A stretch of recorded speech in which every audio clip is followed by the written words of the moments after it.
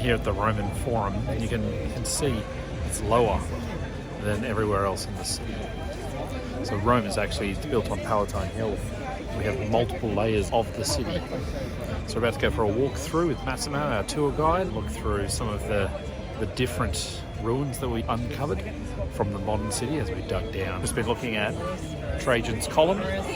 This was a memorial to Emperor Trajan when he died. It's basically like a comic strip that tells the story. It was once coloured, like most of the statues that we see from the ancient world. They're not clear or white, they're actually coloured, and the paint over the thousands of years has faded. So this would have been a multicoloured, incredible column. It would have been much easier to read.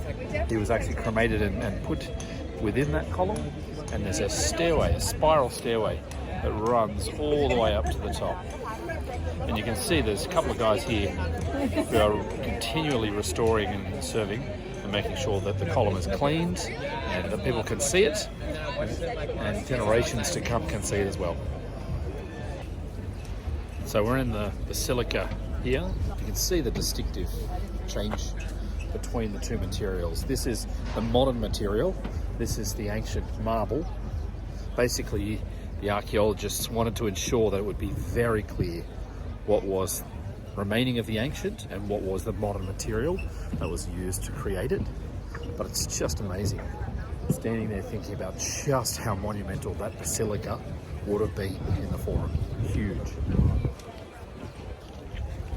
So we're down in the earliest part of the excavations. 1850 is when it started to be excavated. You can just see, this is the middle of the city, the sheer size of these buildings, many of which were kind of converted or used by the Catholic Church. For example, the Curia over here, it's in tip-top shape because they decided to convert that into a cathedral when they took over in the medieval ages. But most of the bronze statues, most of the other things were melted down or reused for other purposes, for wars and things like that. We're standing in front of one of the Triumph arches.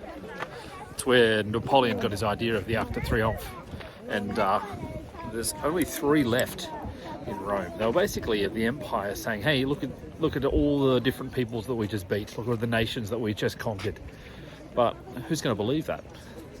So what they used to do is have a triumph march where they would go through the city and they would have the leaders of the conquered nations, all of the loot that they took, and they would parade them around to kind of prove it. There's one there, there's one right up over here, and there's a third one near the Colosseum, but there were 30 all up. They've all been destroyed over time.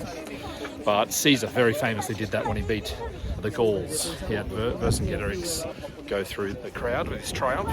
He waited in a cage for 6 years before he was executed. So as I said, it gives you an example of how far down we've dug in the 1850s.